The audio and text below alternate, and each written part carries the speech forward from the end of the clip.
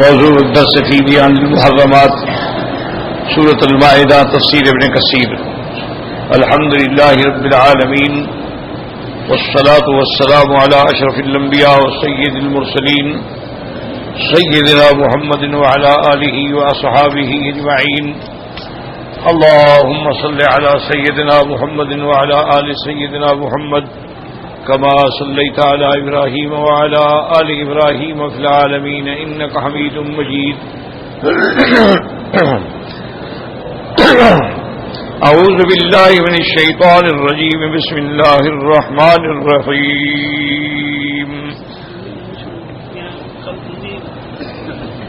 حرمت عليكم الميتة والدم ولحم الخنزير وما أهل به لغير الله والمنخنقة والموقوذة والمتردية والنكيحة وما أكل السبع إلا ما زكيتم وما ذبح على النصب وأن تستقسموا بالأزلام ذلكم فسق اليوم يئس الذين كفروا من دينكم فلا تخشوهم واخشوني اليوم أكملت لكم دينكم وأتممت عليكم نعمتي ورضيت لكم الإسلام دينا فمن اضطر في مخمصة غير متجانف لإثم فإن الله غفور رحيم.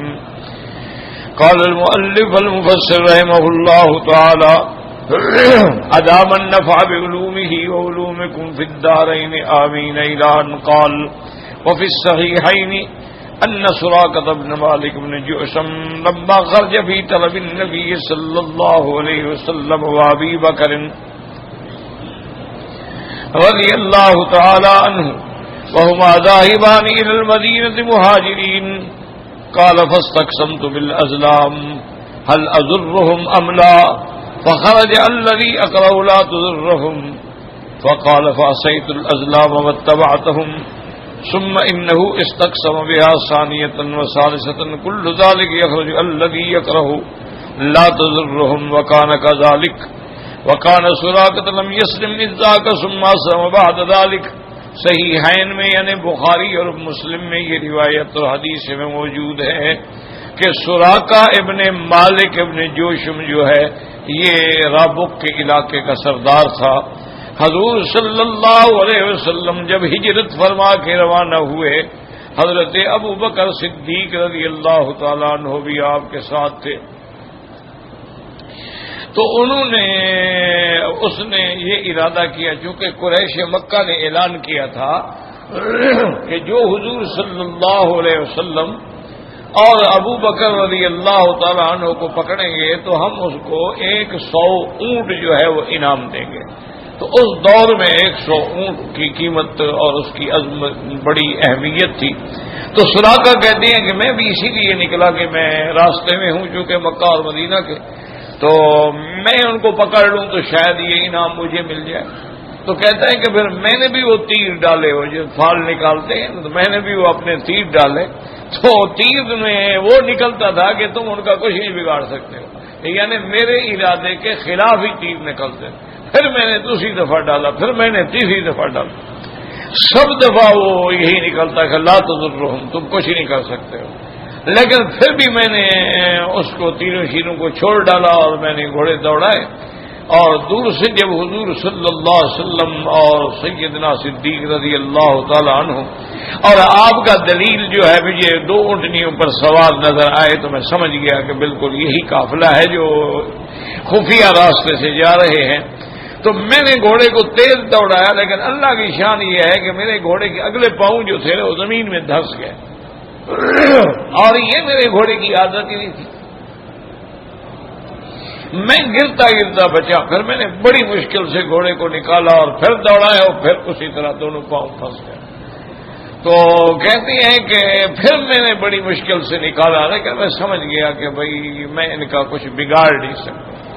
تو میں نے دور سے آواز دی کہ بھائی مسافرین جو ہیں آپ ٹھہر جائیں میں آپ کو کوئی نقصان نہیں پہنچا کیونکہ وہ تو مسلح ہو کے گیا تھا اور اپنے مایا اناز گھوڑے پہ سوار تھا. حضور پاک بھی رک گئے حضرت ابو بکر بھی رک گئے سراقہ پہنچا اس نے کہا کہ یا محمد صلی اللہ علیہ وسلم میں آپ کو پکڑنے کے لیے نکلا لیکن میرے ساتھ یہ جو واقعہ پیش آیا ہے کہ 2 دفعہ میرے گھوڑے کے پاؤں جو ہے وہ زمین میں دھس گئے، تو اس لیے میں سمجھ گیا کہ میں آپ کو نقصان نہیں پہنچا سکتا۔ تو بہرحال یہ ہے کہ میں آپ کا اب کبھی آپ کو نقصان نہیں پہنچاؤں گا، اور میں یہ بھی وعدہ کرتا ہوں کہ اس راستے سے جو قریش کے لوگ آئیں گے آپ کو پکڑنے کے، ان کو بھی میں روکوں گا، یہ بھی میں اب آپ کے ساتھ وعدہ کرتا ہوں۔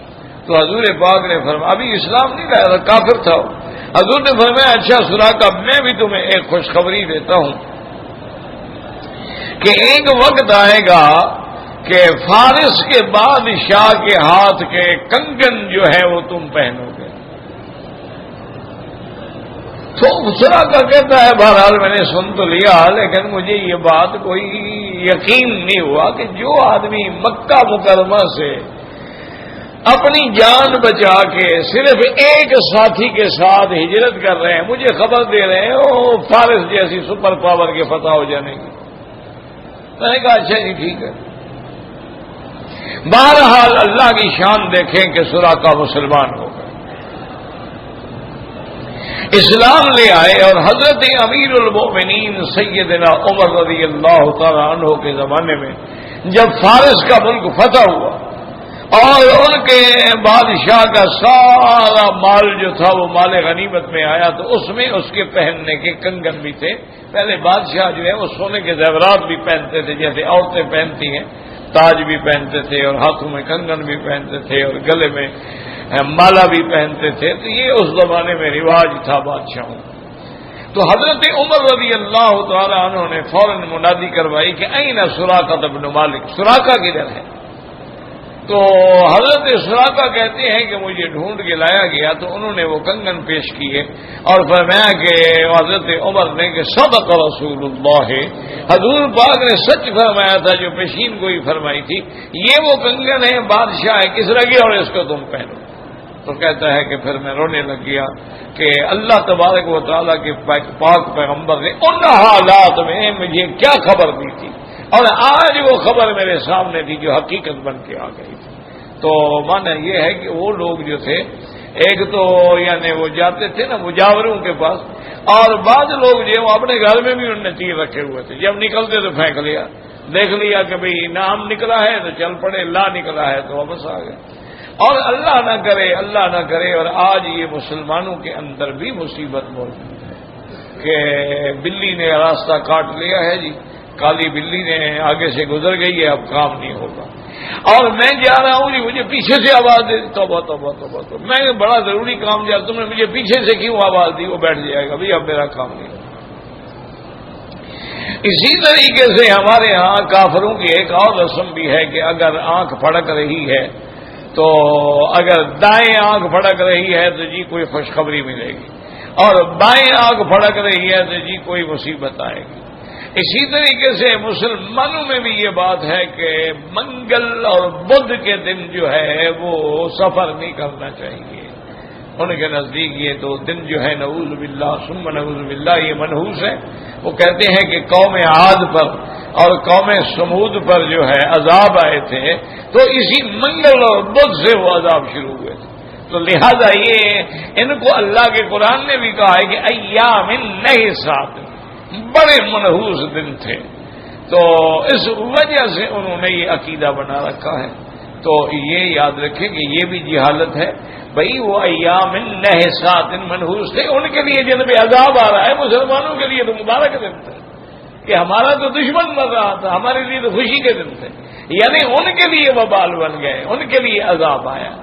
اور پھر یہ بھی غلط ہے کہ وہ منگل یا بدھ کو آیا تھا، وہ تو پورا ہفتہ سب لیالی اور ثمانیت ایام حسوما، اللہ نے قرآن میں فرمایا کہ 7 راتیں اور 8 دن، تو پھر اس کا مطلب ہے کہ پورا ہفتہ ہی منحوس ہوا، لہذا کوئی آدمی کام ہی نہ کرے، کیونکہ تو 8 دن جو ہے نعوذ باللہ منحوس ہو گئے۔ اور اسی طرح یہ دیکھیں کہ اگر کسی کے گھر میں منگل یا بدھ کو بچہ پیدا ہو تو وہ بھی منحوس ہوگا، پھینک دے اس کو۔ اسی طرح یہ بھی زمانہ جاہلیت کا عقیدہ ہے کہ شوال میں شادی نہ کرو ورنہ یہ شادی کبھی کامیاب نہیں ہوگی۔ تو اسی لیے بی بی عائشہ صدیقہ رضی اللہ تعالی عنہ فرماتی تھی کہ کیسے جاہل لوگ ہیں، دیکھو میری شادی جو ہے شوال میں ہوئی ہے اور مجھ سے زیادہ محبوب بی بی حضور کو کون سی تھی؟ سب سے زیادہ محبوب تو میں تھی، تو شوال کے مہینے کا اثر مجھ پر تو کوئی نہیں ہوا ہے۔ اسی طریقے سے لوگوں کے بڑے بڑے غلط عقائد ہیں اور جن کا اسلام کے اندر کوئی گنجائش نہیں، کہ کوا بول رہا ہے تو آج مہمان آئے گا، اور الو بول رہا ہے تو عذاب آئے گا، اور اگر ہما کا پرندہ بیٹھ گیا ہے تو جی بس آپ بادشاہ بن جائیں گے، تو یہ ساری جہالت ہے۔ اور حضور پاک نے اس کا علاج بھی بتایا ہے کہ اگر کسی بندے کو ایسا وہم پڑتا ہو تو اللہ کے توکل پر وہ چلا جائے، چھوڑے ان کو، اور ایک دعا بتلا دی کہ یہ پڑھ لو، اللہم لا طیر الا طیرک، لا خیر الا خیرک، ولا الہ غیرک۔ فرمایا 3 دفعہ پڑھ لو تو کوئی نقصان نہیں ہوگا۔ اسی طرح حضور پاک نے یہ دعا بھی بتلائی، اللہم لا یاتی بالحسنات الا انت، ولا يذهب بالسيئات الا انت، ولا حول ولا قوت الا باللہ العلی العظیم۔ یہ پڑھ کے آپ توکل اللہ کریں اور چلے جائیں، کچھ بھی نہیں ہوگا۔ تو بہرحال وہ کہتا ہے کہ میں نے بھی وہ تیر ڈالے تھے، لیکن خدا کی شان دیکھو، کہتا ہے اس میں یہی نکلا تھا کہ تم ان کو نقصان نہیں پہنچا سکتے۔ سننا اسلم بعد ذلك، اس کے بعد پھر سراقہ مسلمان ہو گئے رضی اللہ تعالی عنہ۔ فروا ابن مردوی بن طریق ابراہیم بن یزید ان رقیۃ عبد الملک بن عمیر ان رجاء ابن حیوۃ النبی الدرداء رضی اللہ تعالی عنہ قال قال رسول اللہ صلی اللہ علیہ وسلم لن يرج الدرجات من تکہن او استقسم ورجع من صدر طائرا وقال مجاہد فی قولی ان تستقسموا بالازلام قال هي صيام العرب وكعاب فارس والروم كانوا يتقامرون وهذا الذي ذكر المجاهد في الأذرام أنها موضوعة للقمار في يد اللهم إلا أن يقال إنهم كانوا يستعملونها في الاستخارة تارة وفي القمار أخرى والله أعلم۔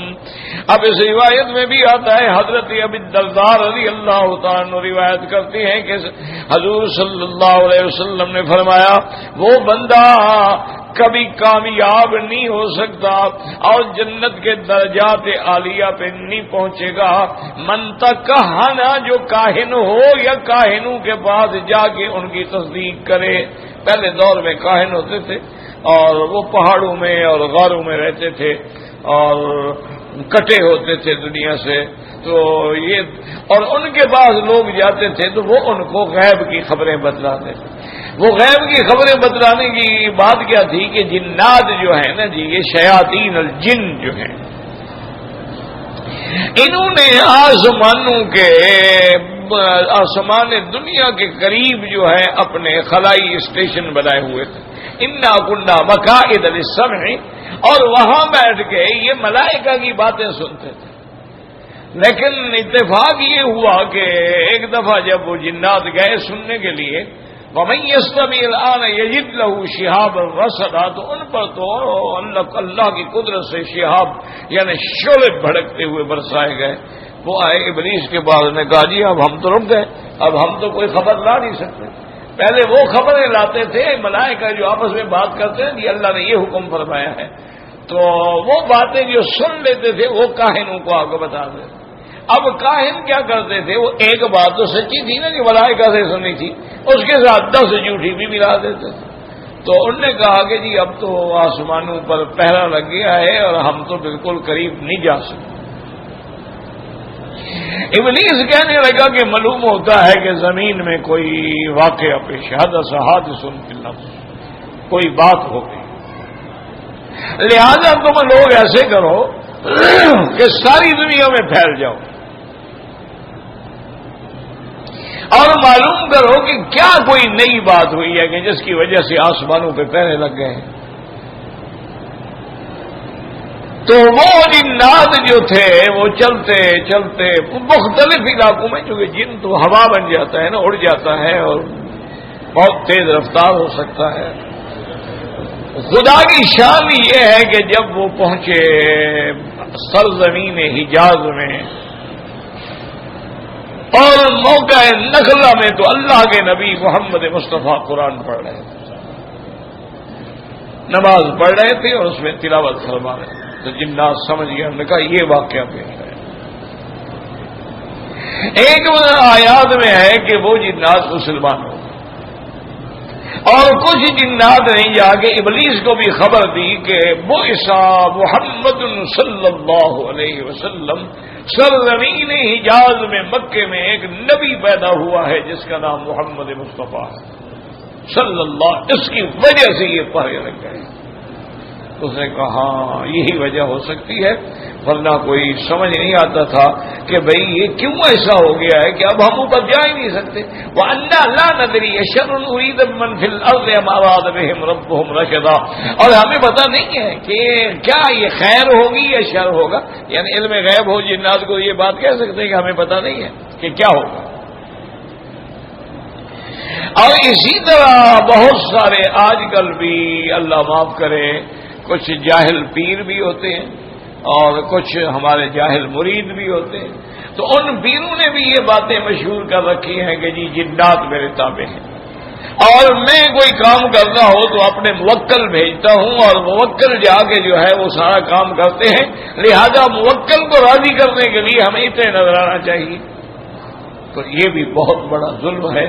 یاد رکھیں کہ حضرت بائی عزیز بستامی رحمت اللہ علیہ اور حضرت معین الدین اجمیری رحمت اللہ علیہ اور اسی طرح حضرت نظام الدین رحمت اللہ علیہ اور حضرت عبد القادر جیلانی، ان سب نے اپنی کتابوں میں لکھا ہے کہ کسی آدمی کو ہوا میں اڑتا ہوا دیکھو اور سمندر پہ چلتا ہوا دیکھو، اس کو ولی نہ سمجھنا جب تک وہ متبع نہ ہو محمد مصطفیٰ صلی اللہ علیہ وسلم۔ انہوں نے فرمایا ولی کی نشانی یہ ہوتی ہے الذین آمنوا وکانوا یتقون، اللہ نے قرآن میں بیان فرما دیا ہے کہ الا ان اولیاء اللہ، جو میرے دوست ہیں لا خوف علیہم ولا هم یحزنون، ان پہ نمازی کا ڈر ہے، نمازی کا مستقبل کا خوف ہے، نمازی کا غم ہے۔ لیکن ولی کون ہوتا ہے؟ الذین آمنوا، ایمان والے اور اللہ سے ڈرنے والے۔ تو نے کہا کہ ولایت کا معنی ہے کہ وہ شخص متبع سنت محمد مصطفیٰ ہو۔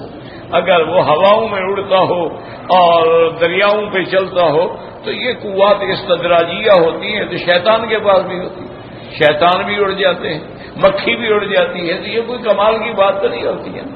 یہ تو کوئی ایسا بات نہیں ہے کہ جس کو آدمی کمال سمجھے۔ کمال ہے عشق محمد مصطفیٰ میں، کمال ہے اتباع محمد مصطفیٰ میں، کمال ہے اطاعت محمد مصطفیٰ میں صلی اللہ علیہ وعلی آلہ واصحابہ وسلم تسلیما کثیرا کثیرا۔ تو یہ جاہل لوگ ہوتے ہیں وہ بیچارے ان کے شکار ہو جاتے ہیں کہ جی حضرت کے جی جن تابع ہیں حضرت کی۔ لیکن عجیب بات یہ ہے کہ مسلمان آپ اللہ کے کعبے میں بیٹھے ہو الحمدللہ، اگر ان پیروں کے جن تابع ہیں تو یہ اپنے جنوں کو کیوں نہیں حکم دیتے کہ یہودیوں کا گلا گھونٹ ڈالیں جو مسلمانوں کو مار رہے ہیں؟ ان کے جن ہم مسلمانوں کو تنگ کرنے کے لیے، ہماری عورتوں کو پکڑنے کے لیے ان کے جن کام آتے ہیں۔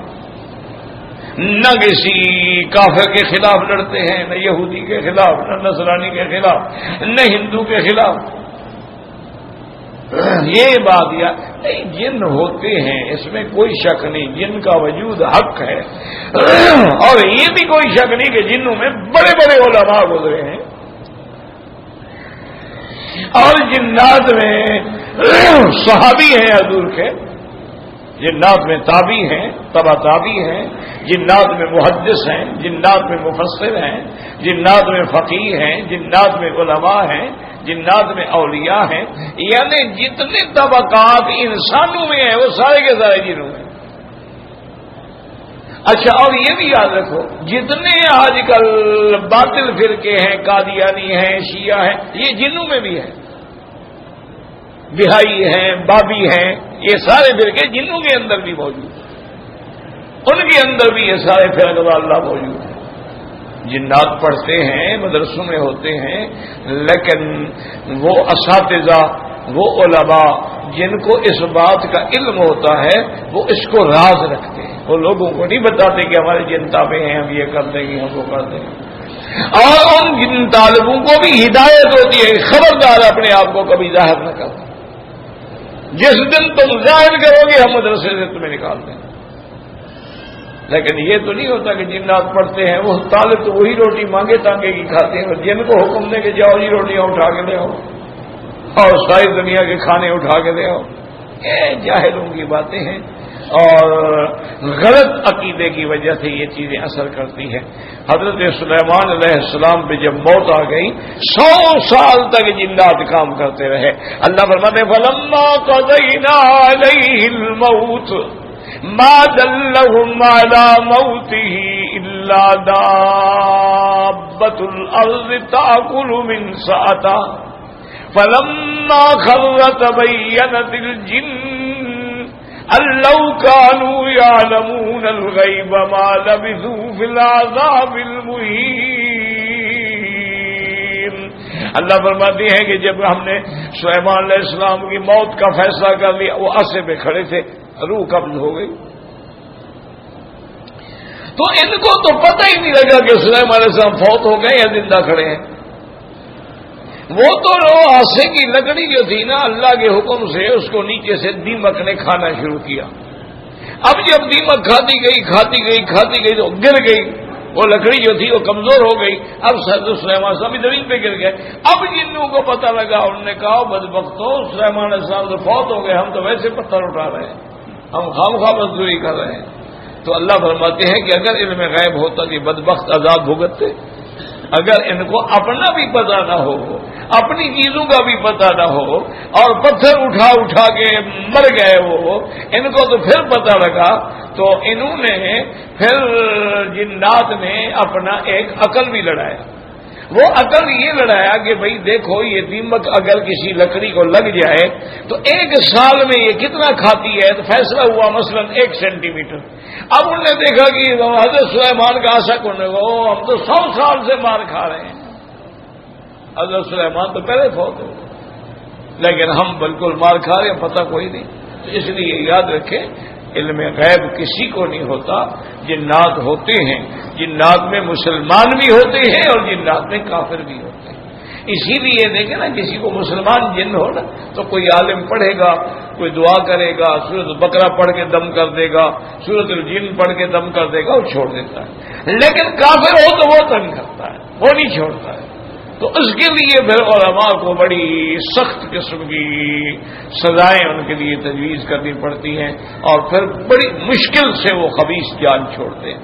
اور دوسری بات یہ ہے کہ علامت ہوتی ہے کہ اگر جن کافر ہے کسی مرد پہ یا عورت، تو اس کو قرآن نہیں پڑھنے دے گا، اس کو نماز نہیں پڑھنے دے گا، اس کو پاک نہیں رہنے دے گا. لیکن اگر مسلمان ہے تو وہ نہیں چھیڑے گا، وہ کہے گا نماز پڑھے، روزہ رکھے، سب کچھ کرے، جو خود مسلمان ہے. تو اس لیے جنات کی بھی قسمیں ہیں، ان میں مسلمان بھی ہوتے ہیں، ان میں کافر بھی ہوتے ہیں، ان میں ہندو بھی ہوتے ہیں، ان میں سکھ بھی ہوتے ہیں، ان میں یہودی بھی ہوتے ہیں، ان میں نصرانی بھی ہوتے ہیں. ہر قسم کی بلا ہوتی ہے. لیکن بہرحال علاج کیا ہے؟ اللہ کا قرآن. حضور پاک کا فرمان ہے کہ جس گھر میں سورۃ البقرہ کی تلاوت ہوگی وہاں جنات نہیں ٹھہر سکتے، جنات بھاگ جائیں. تو اس لیے اگر ایسا کوئی شک ہو نا جی، تو کسی پیر فقیر کی ضرورت نہیں ہے. قرآن کو پکڑو، اللہ کے کلام کو پکڑو. گھر کے اندر جتنے بندے ہو سارے سورۃ البقرہ پڑھنی شروع کر دو. 8 آدمی، 10 آدمی، 11 آدمی، 15 آدمی، 20 بیٹھ جاؤ، سورۃ البقرہ پڑھو. ہر طرف دم کرو، پانی پہ بھی دم کرو، وہی پانی پلاؤ، وہی پانی گھروں میں چھڑکو. مجال ہے شیطان رہے، چند دنوں کے اندر وہ سارے اثرات جو ہیں وہ باطل ہو جائیں. باقی جن ہوتے ہیں.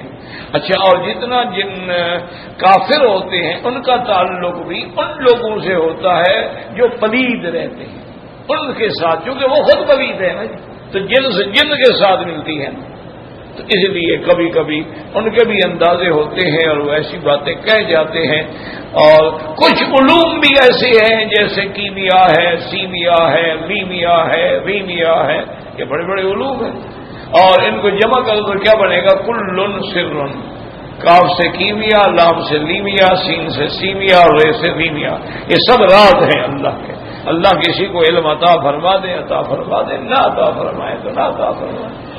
یعنی پہلے جو بزرگ تھے نا جی، وہ شیخ حضرت مولانا تالوت تھے، اللہ ان کی قبر پہ رحمت فرمائے. بہت بڑے عالم تھے اور حضرت مدنی رحمت اللہ علیہ کے شاگرد تھے، اور علامہ اقبال رحمت اللہ علیہ کے بڑے دوست تھے، ان کے ساتھ ان کی بڑی دوستی ہوتی تھی، اسی طرح شورش کاشمیری سے ان کی بڑی دوستی تھی۔ تو بہرحال ایک آدمی تھا وہ کٹر یعنی قبر پرست تھا، قبروں پہ سجدہ اور مزاروں پہ سجدہ، اور اللہ رحمت کرے اس کے گھر میں جنات کا اثر ہو۔ اب وہ جناب لوگوں کو لے آیا، جنات نکالنے والوں کو۔ وہ جنات کوئی ایسے ڈاڈے جن تھے کہ جس کو لے آتا نا پڑھنے کے لیے اسی کو اٹھا کے گھر سے باہر پھینک دیتے ہو، اس کی بیوی تو پھر اسی وقت کھل جاتی تھی۔ تو تنگ آ گیا، اور وہ اللہ کا بندہ اتنا غلط عقیدے کا آدمی تھا کہ علماء دیوبند کو اور علماء توحید کو اور علماء حق کو ہمیشہ گالیاں دیتے، حضرت بدری کو بھی گالیاں۔ ایک دن وہ آیا مولانا طالوت کے پاس، کہنا یار میں تنگ آ گیا ہوں، جنات نے ہمارے گھر میں رہنا مشکل کر دیا، اور میرا گھر نہیں، میں چھوڑ کے کہاں جاؤں؟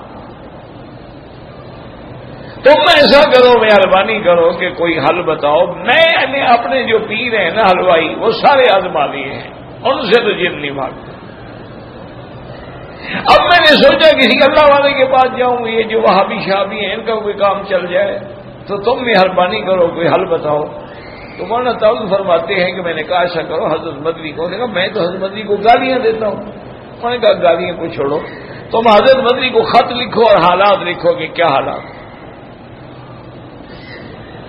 خط لکھا اس نے، کئی دنوں کے بعد جواب آ گیا حضرت کا کہ بھئی آپ کا خط مل گیا ہے، اور فقیر دعا کرے گا کہ اللہ آپ کو اس شر سے محفوظ فرمائے۔ بس اتنا۔ اس نے وہ خط جب آیا تو دوسرے دن وہ آیا تھا، وہ کہتا ہے یار انہوں نے کوئی وظیفہ شریفہ تو بھیجا نہیں، لیکن جب سے خط آیا ہے میرے گھر سے جن نکل گئے، سارے بھاگ گئے، بالکل سکون ہے۔ انہوں نے کہا بس یہی تو توحید ہے نا اللہ والوں کا، انہوں نے کہہ تو دیا کہ دعا کروں گا، تو انہوں نے دعا کی ہوگی، اللہ پاک نے تمہاری نجات کر دی۔ تو جن ہوتے ہیں، ہم بھی مانتے ہیں جن ہوتے ہیں، ہم یہ بھی مانتے ہیں کہ جنات نقصان پہنچاتے ہیں، ہم یہ بھی مانتے ہیں کہ جنات جو ہیں وہ مسلمان عورتوں پر عاشق ہو جاتے ہیں، اور اسی طرح ان کے عورتیں جو ہیں وہ مسلمان مردوں پر بھی عاشق ہو جاتی ہیں، بالکل حق ہے۔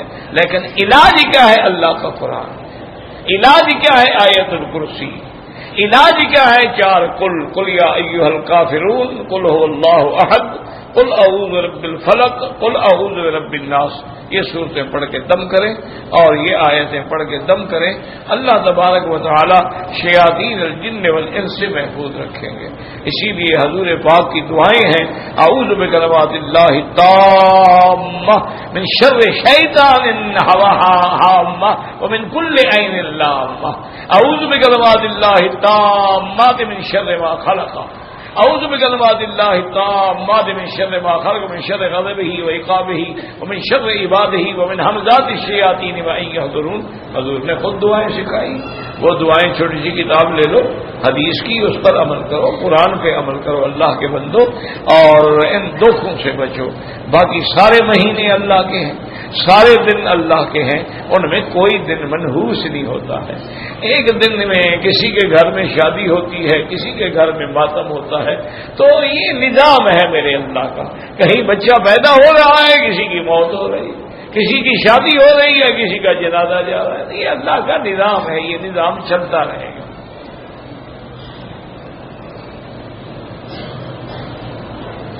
اب فرماتے ہیں کہ حضور پاک نے فرمایا اس کو درجات مل ہی نہیں سکتے جو کاہن ہو یا کاہنوں کے پاس جائے، او استقسم، جو یا تینوں پر عقیدہ رکھے، او رجع من سفر طائرا، کہ اگر کسی پرندے کو دیکھا کہ پرندہ ادھر اڑ گیا ہے تو جائے گا اور ادھر اڑ گیا ہے تو نہیں جائے گا، یہ ساری چیزیں جو ہے بالکل غلط ہیں۔ کانو یتقابرون، زمانہ جاہلیت میں ان چیزوں کے ساتھ جوا بھی کھیلا جاتا تھا، اسی لیے حضرت مجاہد فرماتے ہیں کہ ازلام جو ہیں یہ جوئے کے لیے تھے، لیکن مفسر فرماتا ہے کہ ہاں ہو سکتا ہے کہ اس سے وہ استخارے کا کام بھی لیتے ہوں اور اس سے وہ جوئے کا کام بھی لیتے ہوں. واللہ اعلم. فإن اللہ سبحانہ قد قرن بینہ وبین القمار وهو المیسر.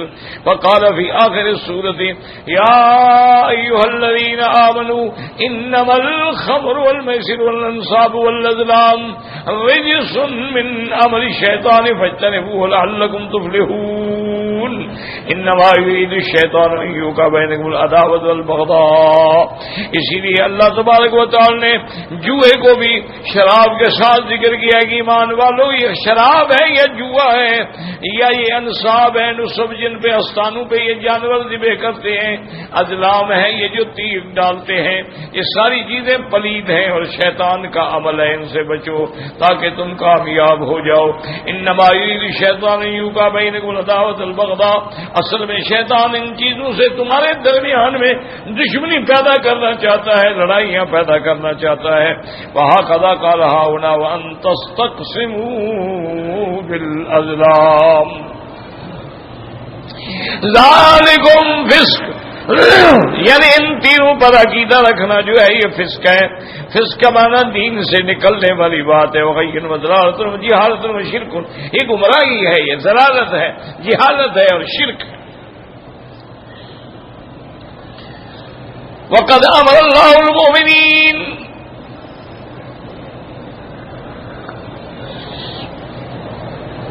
اذا ترددوا في امورهم ان يستخيروه بان يعبدوه ثم يسألوه الخيرة في الامر الذي يريدونه. اب حضور پاک نے فرمایا کہ اگر کوئی کام ہے اور تمہیں شک ہے کہ یہاں میں شادی کروں یا نہ کروں، یہ گھر میں خریدوں یا نہ خریدوں، یہ تجارت کروں یا نہ کروں، تو استخارہ کرو. استخارہ کر لو، 2 رکعت نماز پڑھو اور اس کے بعد دعا استخارہ کرو 3 دفعہ. اور 1 دن اور 2 دن حتیٰ کہ 7 دنوں تک استخارہ کرتے رہو. اور یہ ضروری نہیں ہوتا کہ تمہیں خواب میں نظر آ جائے تو اچھی بات ہے، ورنہ اصل بات یہ ہے کہ استخارہ کرنے کے بعد تمہارا دل کیا کہتا ہے، یہ کام کروں یا نہ کروں، اور اسباب کرنے کے پیدا ہو رہے ہیں یا نہ کرنے کے پیدا، بس یہی استخارہ ہوتا ہے. اور حضور سارے صحابہ کو استخارے کی دعا یاد کرواتے تھے. ہمارا امام احمد البخاری وسلم عبد الرحمن بن البوالی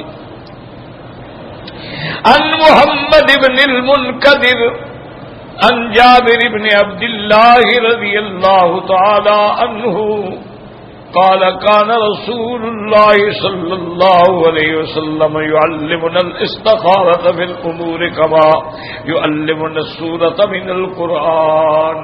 حضور ہمیں استخارہ ایسے یاد کراتے تھے جیسے قرآن کی آیت یاد کرواتے تھے. اور فرمایا اذا هم احدكم بالامر فليركع ركعتين من غير الفريضة. جب کوئی کام کرنا ہو تو 2 رکعت نماز پڑھو، فرض نماز نہ، اس کے علاوہ یعنی 2 رکعت پڑھو سنت استخارے کی نیت سے. ثم يقول، اس کے بعد یہ دعا مانگو اللهم انی استخیرک بعلمک واستقدرک بقدرتک واسألک من فضلک العظیم فإنک تقدر ولا اقدر وتعلم ولا اعلم وانت علام الغیوب. اللهم ان كنت ان تعلم هذا الامر. اس کام کا نام لے، یا اللہ اگر آپ جانتے ہیں کہ یہ کم شادی یا جو بھی کام ہو، کوئی سمیہ باسمی خیر لی فی دینی و دنیای و معاشی وعاقبت امری او قال عاجل امری وآجلہ فقدرہ لی ویسرہ لی ثم بارک لی فیہ. اللهم وإن كنت تعلم أنه شر لي في ديني ودنياي ومعاشي وعاقبة أمري فاصرفني عنه واصرفه عني واقدر لي الخير حيث كان ثم رضني به. لفظ احمد. تو یہ ہے دعائے استخارہ. اچھا یہ آج کل نماز کی جو چھوٹی چھوٹی کتابیں ان میں بھی دعا استخارہ چھپی ہوتی، تو اگر کسی آدمی کو یہ دعا یاد نہ ہو تو ضروری نہیں ہے کہ وہ یا دعا دیکھ کے پڑھ لے، 2 رکعت پڑھ کے وہ کتاب اٹھا کے اس میں یہی دعا پڑھ لے. تو جو آدمی استخارہ کر کے کام کرے گا کبھی انشاءاللہ شرمندہ نہیں ہوگا. اچھا، اور ایک مسئلہ یہاں بھی سمجھ لیں کہ استخارہ جو ہے نا جی، مثلا ایک لڑکی نے رشتہ کر، لڑکی خود کرے، ایک لڑکا رشتہ کرنا چاہتا ہے، وہ لڑکا خود کرے، تم تجارت کر، یہ ہے کہ جی فلاں بزرگ کے پاس جاؤ تو وہ استخارہ کریں گے، یہ سنت کے خلاف ہے۔ کبھی صحابہ نے حضور پاک کو جا کے نہیں کہا کہ آپ میرے لیے، ہمارے لیے استخارہ کریں، کبھی صحابہ نے ایک دوسرے سے نہیں کہا کہ جناب مہربانی کر کے تم استخارہ، جس کے لیے حکم ہے وہی استخارہ کریں، سنت یہ ہے۔ اسی لیے کہ اللہم انی استخیرک بعلمک وَأَسْتَغْفِرُكَ بِقُدْرَتِكَ وَأَسْأَلُكَ مِنْ فَضْلِكَ الْعَظِيمِ فَإِنَّكَ تَقْدِرُ وَلَا أَقْدِرُ وَتَعْلَمُ وَلَا أَعْلَمُ وَأَنْتَ عَلَّامُ الْغُيُوبِ۔ تو یہ دعا استخارہ لے لیں تو انشاءاللہ سنت پر بھی عمل ہوگا، اور دعا بھی جو حضور نے سکھلائی صلی اللہ علیہ وسلم، اور یقین کر لیں کہ استخارے کرنے کے بعد کام کرو گے کبھی نقصان نہیں، کبھی گھاٹا نہیں ہوگا، کبھی پریشانی نہیں ہوگی۔ اسی لیے ما خاب من استخارہ، علماء کا قول ہے، وہ بندہ رسوا نہیں ہوتا جو استخارہ کرے۔ وما ندم من شاورہ، اور جو بندہ مشورہ کر کے کام کرے اس کو بھی کبھی ندامت نہیں ہوگی۔ لیکن مشورے کا معنی یہ ہے ان سے مشورہ کریں جو مشورہ کرنے کے اہل ہوں، یعنی دین والے لوگ، علماء ہیں، اہل علم ہیں، ان سے مشورہ کریں۔ یہ تھوڑا کہ کسی بھنگی کے بعد جا کے مشورہ کرو، وہ تو یہی کہے گا کہ بھنگ پیو سارے کام ہو جائیں گے۔ چرسی کے بعد جاؤ گے وہ کہے گا چرس کا سوٹا لگاؤ، بس آسمان پر اڑتے جاؤ، سارے کام تمہارے حل ہو جائیں گے۔ تو مشورے ماننے کا معنی بھی یہی ہوتا ہے، ان سے مشورہ کرو جو مشورے کا اہل ہو، وہ صاحب علم ہو، تاکہ وہ تمہیں صحیح مشورہ دے سکے۔ اللہ نے اپنے نبی کو حکم دیا وشاورہم فی الامر، میرا نبی جب کام کرے صحابہ سے مشورہ کرے۔ حالانکہ حضور کو کیا ضرورت تھی، اللہ وحی بھیجتے تھے، لیکن حضور کی امت کو تعلیم دینی تھی، اس لیے یہ حکم دیا کہ واللہ اعلم۔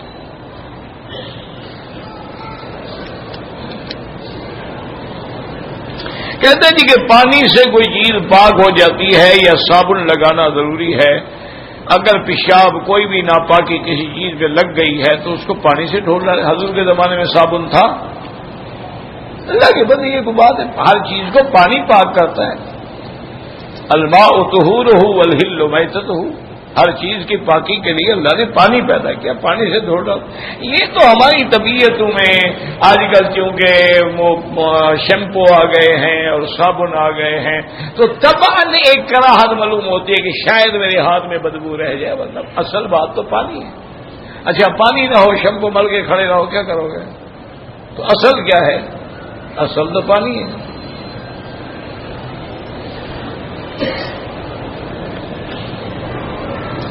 اگر عمرہ کرنے کے بعد جب میں نے سر پہ اس طرح پھروایا تو کہیں لگ گیا تو خون نکل آیا تو کوئی بات نہیں، خون نکلنے سے کیا ہوتا ہے؟ یہ کوئی جاہلوں نے عقیدہ بنا رکھا ہے کہ عمرے میں خون نکل گیا، او دم پڑ گئی، خون بھی اس کا نکل گیا، دم بھی اس پہ پڑ گیا۔ انا للہ، یعنی اتنی بڑی جہالت ہے دنیا میں کہ جس بندے کا خون نکلے، وہ گر گیا، چوٹ لگی، اس کا خون نکل گیا، یہ دم پڑ گیا، خون نکل گیا، یہ دم پڑ گئی۔ انا للہ و انا الیہ راجعون۔ ایسے مسئلے گھٹتے ہیں، انا للہ و انا الیہ۔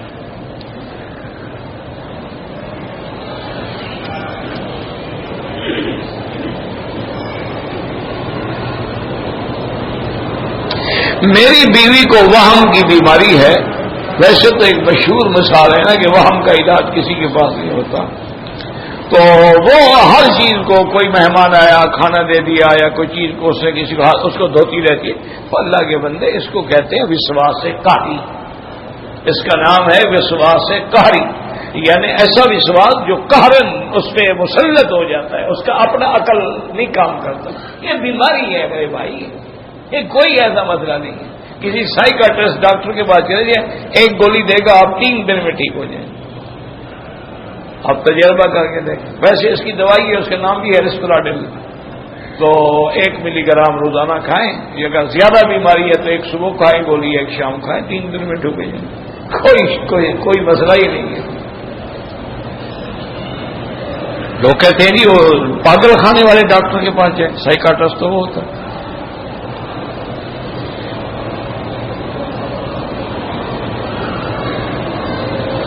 میرا 24 دن کا پیکج تھا، میری واپسی مدینہ منورہ سے ہے، عمرہ لازم ہے، کیا کرنے آئے تھے آپ کی زیارت کے لیے مکے والے اداس تھے۔ عمرہ کیا ہے تو وہ ٹھیک ہے، اور کرو نہ کرو تمہاری مرضی، ورنہ عمرے کے بغیر آئے کیوں؟ آئے تو عمرے پہ ہو نا۔ اگر عمرہ کر لیا ہے ٹھیک ہے، پھر مدینے سے چلے جاؤ، کوئی ضروری نہیں کہ دوسرا عمرہ کرو۔ مسجد نبوی میں 40 نمازیں پڑھنا ضروری نہیں، فضیلت ہے، بہت بڑا ثواب، لیکن کوئی نہ پڑھے یہ نہیں کہ اس کی زیارت نہیں ہوگی۔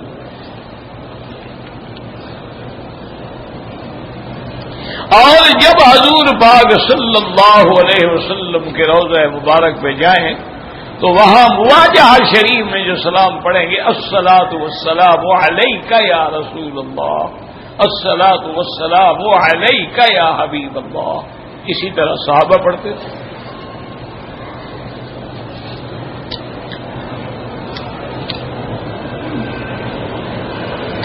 میرے بھائی، جن بچیوں کے یا بچوں کے رشتے نہیں ہوتے، وہ بچے خود اور بچیاں بھی خود یا ان کے والدین سورۃ الرحمن جو ہے روزانہ 3 دفعہ پڑھ کے دعا کریں، انشاءاللہ بہت جلد اور بہت اچھی جگہ رشتے ہو جائیں گے انشاءاللہ۔ دن میں رات میں جب موقع ملے 3 دفعہ سورۃ الرحمن پڑھو، کیونکہ سورۃ الرحمن جو ہے یہ عرائس القرآن ہے، یعنی قرآن کی دلہن ہے۔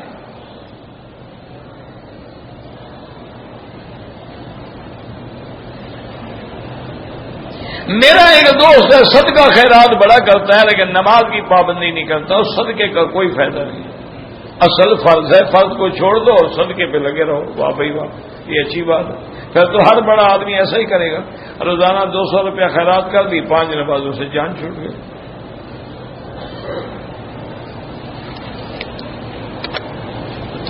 احرام کی حالت میں کوئی بندہ زخمی ہو جائے، علاج کرو، پٹی باندھو، اور کیا ہے، اس کا کیا جرمانہ ہے کہ اس کو سزا ملے۔ اگر کوئی عورت دوسرا ہر عمرے میں اس کو بال کٹانے ہوں گے، مرد ہو یا عورت، عورت احرام کھولنے کے بعد بال کاٹے، عورت کا احرام ہوتا ہی نہیں ہے تو کھولے گی کیا؟ یہ ایک اور جی حالت ہے کہ وہ رومال باندھ دیتے ہیں، جی احرام باندھا ہوا ہے، عورت کا احرام ہے ہی نہیں، بیوقوف ہو۔ اگر کسی عورت کو احرام کی حالت میں حیض آ گیا، کوئی بات نہیں، گھر بیٹھی رہے، جب حیض کے دن گزر جائے، پاک ہو جائے، تسلی ہو جائے، سادہ پانی سے غسل کرے، آ کے عمرہ پورا کرے۔ خوشبو وغیرہ استعمال نہ کریں۔ جو والدین زندہ ہیں ان کے لیے عمرے نہیں ہوتے، جو فوت ہو گئے۔ مسجد الحرام یا مسجد نبوی میں نمازی کے آگے بالکل نہ گزریں۔ جگہ نہ ملنے پر پتہ نہیں سردیوں پر نماز میں یہ سمجھ نہیں ہے کیا لکھا ہے۔ رفع یدین کرتے ہیں ان کی بھی نماز جائز ہے، اور جو نہیں کرتے ہیں ان کی بھی جائز ہے، اس لیے کہ آپ جب بھی حدیث کی کتابیں پڑھیں گے نا انشاءاللہ اللہ نصیب کرے، اس میں دونوں باب باندھتے ہیں، محدث کرنے کا بھی اور نہ کرنے کا، تو ایک مستحب عمل ہے۔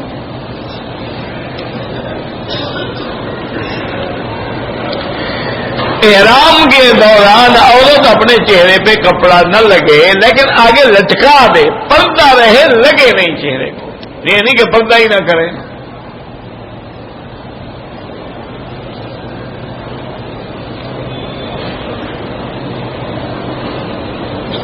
اگر ایک آدمی کی داڑھی سنت کے برابر نہیں ہے تو وہ تھوڑی ہے، لیکن شیو کرنے والے سے تو بہتر ہے نا، کم سے کم چل تو پڑا ہے نا سنت کے راستے پہ، اللہ حیا دے گا، بڑی بھی ہو جائے گی۔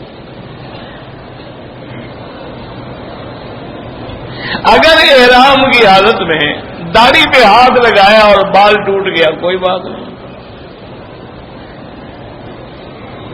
جبل فاران سے مراد جو ہے یہی جبل صفا ہے۔ حالت احرام میں غسل کرنا جائز ہے، لیکن خوشبو والے صابن نہ استعمال کریں۔ رات کو سوتے ہوئے عورت احرام کھول دے، چاہے دن کو کھول دے، اس کا احرام ہوتا ہی نہیں تو کھول کیا دے؟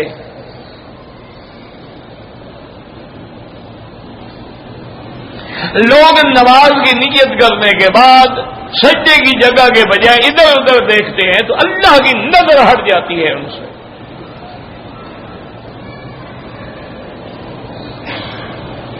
کوئی عالم تو ایسی حرکت نہیں کر سکتا، کوئی آپ پتہ نہیں اس کو کیسا عالم جب وہ عالم ہے تو وہ ایسی حرکت کیسے کر سکتا؟ تو سجدے کی جگہ پہ نظر ہوگی اور تصور ہوگا کہ اللہ کو میں دیکھ رہا ہوں، اور اگر یہ مقام نہیں تو اللہ تو مجھے دیکھ رہا ہے۔ ان تعبد اللہ کانک تراہ فإن لم تکن تراہ فإنہ یراک۔ سگریٹ حرام ہے، بالکل جناب حرام ہے، احرام میں تو ڈبل حرام ہے۔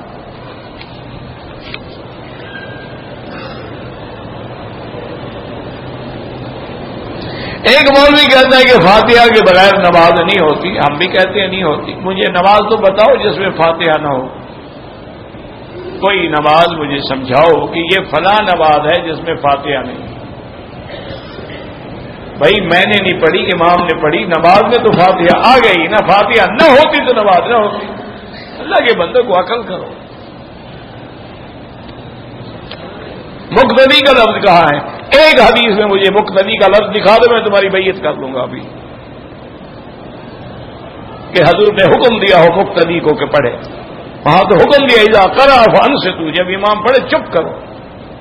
اذا قال غیر المغضوب علیہم ولا الضالین فقولوا آمین، حضور نے فرمایا قراءۃ الامام قراءۃ لہ۔ باقی جو پڑھتے ہیں ہم تو اعتراض نہیں کرتے، پتہ نہیں 1400 سال ہو گئے ابھی تک یہ جھگڑے ختم نہیں ہوئے۔ کب تک رکھو گے؟ کب تک حضور کی امت کو لڑاتے رہو گے؟ جو پڑھتے ہیں الحمدللہ ان کی بھی نماز درست ہے، جو نہیں پڑھتے ہیں ان کے پاس بھی احادیث رسول اللہ ہے۔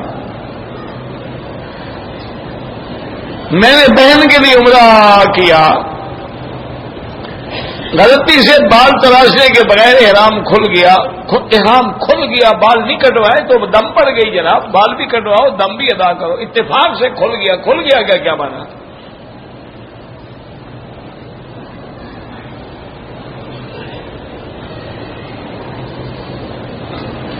نماز کے بعد سجدے میں دعا مانگے بالکل جائز ہے۔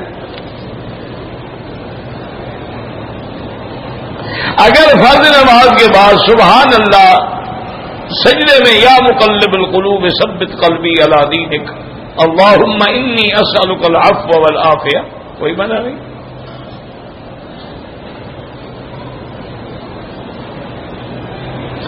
اگر جو قرآن میں سورتیں ہیں قرآن دیکھ کے پڑھ سکتے ہیں، نفل نماز ہے، اکیلے پڑھ رہے ہو ورنہ نہیں پڑھ سکتے۔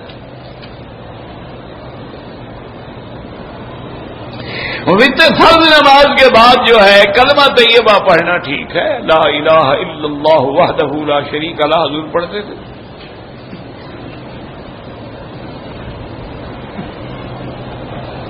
حج سے 10 دن پہلے مکے میں آ گئے ہیں، کہاں سے آ گئے یہ تو لکھو نا، کہاں سے تشریف لائے ہیں آپ؟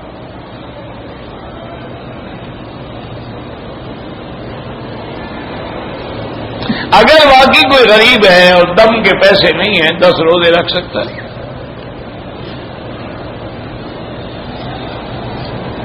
کسی کو ہم جھوٹ بکواس نہیں کہتے، یاد رکھو یہ جاہل کا کام۔ میں نے آپ کو بتایا ہے کہ کوئی حدیث کی کتاب کھول لیں، سنن ترمذی ہے، سنن نسائی ہے، اسی طریقے سے سنن ابن ماجہ ہے، تمام محدثین نے جہاں رفع یدین کی حدیثیں لکھی ہیں نہ کرنے کی بھی حدیثیں لکھی، تو بعض ائمہ نے ان حدیثوں کو ترجیح دی ہے، بعض نے اس کو ترجیح دی ہے، تو کوئی جھگڑے والا تو مسئلہ ہی نہیں ہے۔ پہلی سب میں زیادہ ثواب ہے، داڑھی ایک مشت کے برابر ہو۔ مسجد الحرام میں پورے مکے میں فرض ہو یا سنت ہو 1 کا لاکھ ملے گا انشاءاللہ۔ میں نے عمرے کا طواف کیا، 5 چکروں کے بعد میرا وضو ٹوٹ گیا، پھر میں نے 2 چکر بغیر وضو کے کر دیے، صفا مروا کیا، حرم احرام کھول دیا، ماشاءاللہ۔ اب جا کے طواف دوہراؤ ورنہ دم پڑ جائے گی، اسی نیت سے کہ جو میں نے بغیر وضو کیا تھا میں دوبارہ کر رہا ہوں۔ میں نے حل کرانے کے لیے چادر کندھے سے اتار دی، کوئی بات نہیں۔ میں نے احرام کی حالت میں کان سے کوئی بال نکال لیا، کچھ بھی نہیں ہوتا۔ جتنا طواف زیادہ کرو وہ زیادہ ثواب۔ معنی یہ ہے کہ اگر تم مسجد عائشہ سے عمرہ کرتے ہو اور عمرے میں تمہارے 2 گھنٹے لگتے ہیں تو 2 گھنٹے طواف کرتے رہو تو زیادہ ثواب۔ باقی میقات کا عمرہ جو ہے وہ تو چھوٹے حج کے برابر ہے۔ ایک آدمی مدینے سے آیا، احرام نہیں باندھا، کو مجبوری تھی تو ٹھیک ہے، ورنہ دم پڑ گئی، عمرہ بھی کرے دم بھی دے۔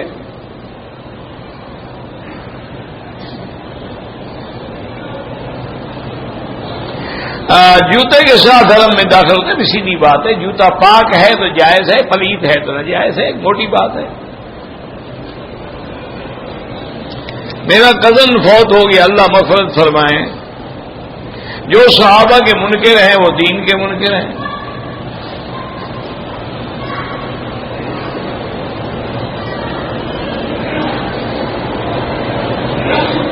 میرا بھائی ہے، اس میں جن ہے تو سورۃ البقرہ پڑھو، اس کو پڑھاؤ، اس کو سناؤ، وہ ہیڈ فون لگا کے ٹیپ میں کیسٹ لگا کے سنیں، انشاءاللہ جن چھوڑ دیں گے۔ معراج کی شب جو ہے وہ 18 سال کی تھی، ماشاءاللہ۔ آپ نے تو معراج کا فلسفہ ہی ختم کر دیا۔ اگر 18 سال کی تھی تو پھر کمال کیا ہے حضور کے جانے کا؟ پتہ نہیں قرآن کے منکر کیوں ہو گئے لوگ۔ وہ تو قرآن میں ہے لیلم من المسجد الحرام، اور لیلن میں تنوین ہے، التنوین للقلت، یعنی رات بھی پوری نہیں گزری، رات کے بھی کچھ حصے میں اللہ نے معراج کرا دیا۔ انہوں نے 18 سال ڈھونڈ لیے ہیں، ماشاءاللہ۔ عورت حیض کی حالت میں قرآن کی تلاوت امام ابو حنیفہ رحمۃ اللہ علیہ فرماتے ہیں کہ نہ کرے، لیکن بعض ائمہ کہتے ہیں کہ اگر استانی ہے، بچوں کو پڑھاتی ہے، تو وہ کہتے ہیں کہ اتنا عرصہ نہ پڑھے یا نہ پڑھائے تو قرآن بھول جائے گا تو کر سکتی ہے، لیکن بہرحال احتیاط اسی میں ہے کہ وہ ناپاکی کی۔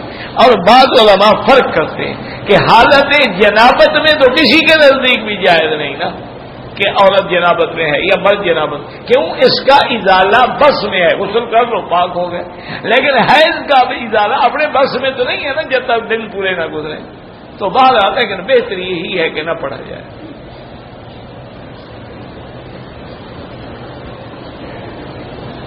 صفا مروہ میں عورت دستانے نہیں پہن سکتی، عربی داڑھی یا فرنچ داڑھی ہے تو ساری خلاف سنت ہیں، کسی کی انگریزی داڑھی ہو یا عربی ہو یا اٹالین ہو یا فرنچ ہو۔ عربی لباس جو ہے وہ ٹھیک ہے، سنت کے خلاف نہیں ہے۔ حضور کا کرتا بھی لمبا ہوتا تھا، ایسے تو نہیں ہوتا تھا جیسے آج کل توپ ہے۔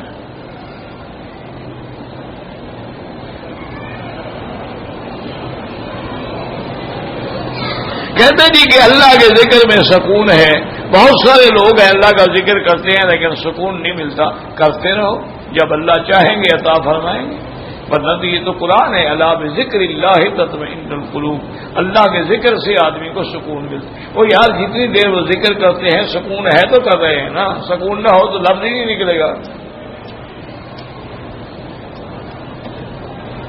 7 چکر جو ہے خانہ کعبہ کے تاریخی واقعہ کیا، حضور نے 7 چکر کیے، تمام انبیاء نے 7 چکر کیے، تاریخ کو کیا کریں گے ہم، آگ لگائیں گے تاریخی واقعات کو؟ تمام انبیاء نے 7 چکر کیے، حضور پاک نے 7 چکر کیے، بات ختم ہو گئی۔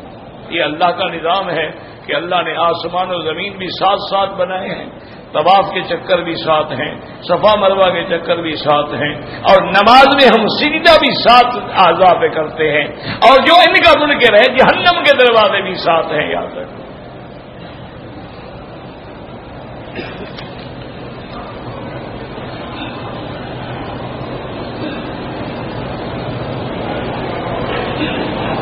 نعم سورة الرحمن يقرأ 3 مرات.